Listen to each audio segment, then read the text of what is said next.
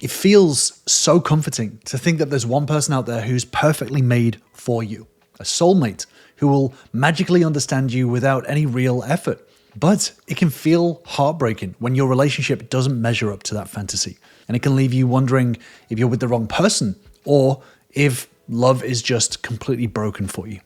In this video, I'm going to show you why the idea of soulmates is actually a comfortable lie, and why it's stopping you from building the relationship that you deserve, and how you can create something even better.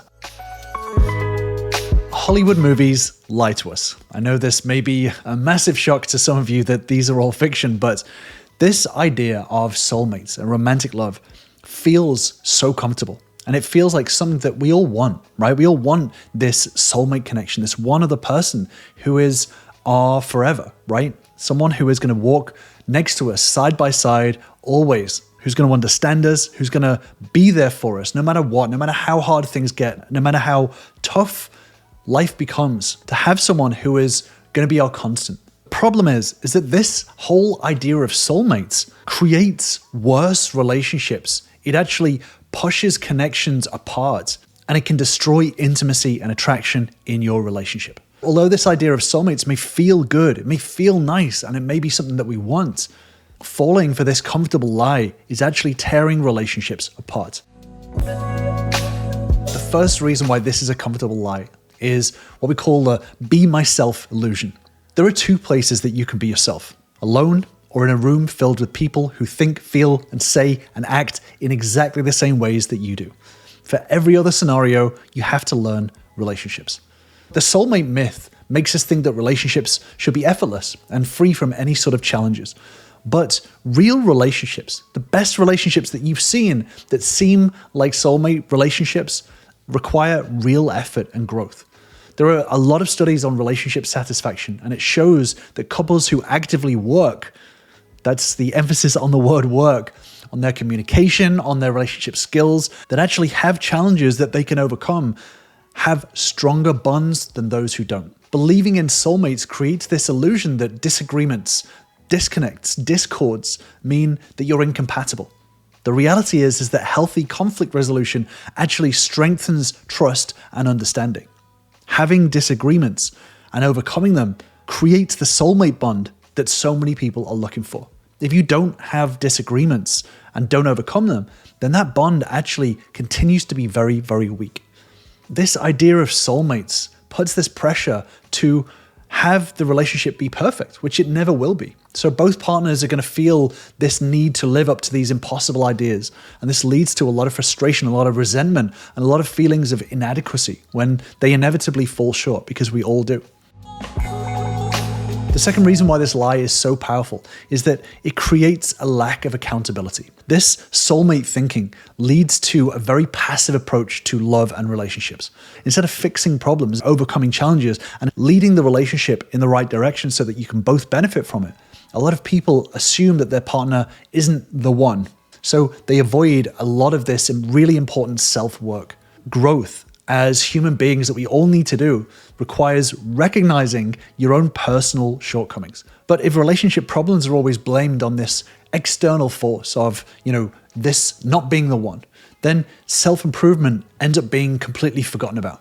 You end up doing nothing because you end up in a place where you're like, well, if they're the one, then things will work out. If they're not the one, then things won't work out, and then I just need to wait for my soulmate. So you end up relying on hope, and hope is no way to overcome any challenge.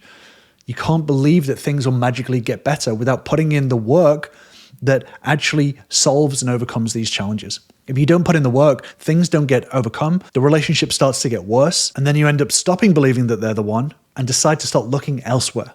And ultimately, this perpetuates toxic patterns. A lot of people find themselves moving from one failed relationship to another, thinking that they just haven't found the right person, instead of addressing the deeper issues within themselves and within the relationship as a whole. And because of this soulmate lie ends up creating this FOMO, this fear of missing out. So this belief in one single true love creates this anxiety that you might miss them, or that you've settled for the wrong person. So you end up in this kind of grass is always greener scenario. So you're constantly wondering if you're with the right person, if someone better exists, and it makes it impossible to actually be comfortable in the discomfort and appreciate the person that you're with the positive and negative aspects. You end up creating this unrealistic idea of a person. So this soulmate narrative that we get in, movies and books and all that sort of stuff, it portrays love as this flawless lightning strike moment. But there's a lot of research that shows that love develops gradually through shared experiences, through deepening connection, through building things like emotional safety, intellectual intimacy, and goal synergy, which is what my members and I talk about a lot. The slow burn approach to love actually creates a deeper connection because you're not reliant on hope again. You're reliant on putting in the effort in order to build that connection, and it creates a much stronger foundation. When you fall into this soulmate idea, this FOMO that happens creates this feeling that you're missing out on something that's meant to be. And this undermines the ability to invest fully in your current relationship. You're going to constantly have one eye looking at elsewhere to see if this person that you've met, maybe they're the one, maybe they're the compatible one, they're the person that you're meant to be with, right? Rather than focusing on putting in the work in your current relationship. Because let's say that you decide to leave this relationship and go with the next person. There will still be challenges. There will still be things to overcome. So if you're not putting in the work now, you're definitely not going to be putting in the work with a new person. And you're going to be constantly in this FOMO cycle of going to this new person and then being disappointed long-term and then a new person, etc., etc. But the worst thing about falling for this soulmate idea is that it can create dependency and codependency. So this soulmate thinking can really encourage unhealthy dynamics by fostering this idea that a partner, some other person, completes you, right? So it makes you lose your sense of self in pursuit to be what your partner wants, what you think your partner wants. And it also creates this expectation for your partner to meet all of your emotional needs, your physical needs, all of these needs that you have, and it sets them up to fail as well. Because if you're unable to satisfy these needs yourself, then it's going to be even more difficult for a person who is not you to satisfy them. True relationships thrive when both people maintain independent identities and social circles that creates an independence for them, which can then cultivate an interdependence between you both. When one person relies entirely on another person for happiness, it creates a massive power imbalance, and it stops both people from growing.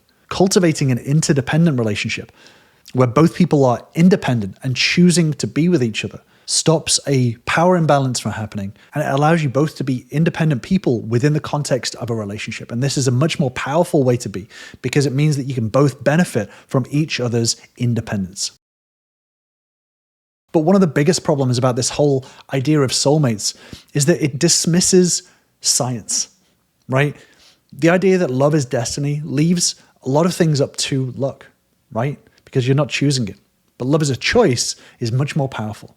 Building true connection is a biological process. It's not magic, right? There's a lot of science that goes into understanding and building healthy relationships, building a dynamic where you both benefit and you can both achieve your goals together, as well as build a healthy, strong connection that benefits you both. But all of this is shaped by not only understanding yourself, but also building the skills to be able to further understand your partner and build that connection together, not leaving it up to some preordained fate. This is a shared effort that requires skill building, and this skill building will actually benefit you outside of your romantic relationship as well. This will impact relationships with family members, with colleagues, and this will benefit you as an individual long-term as well.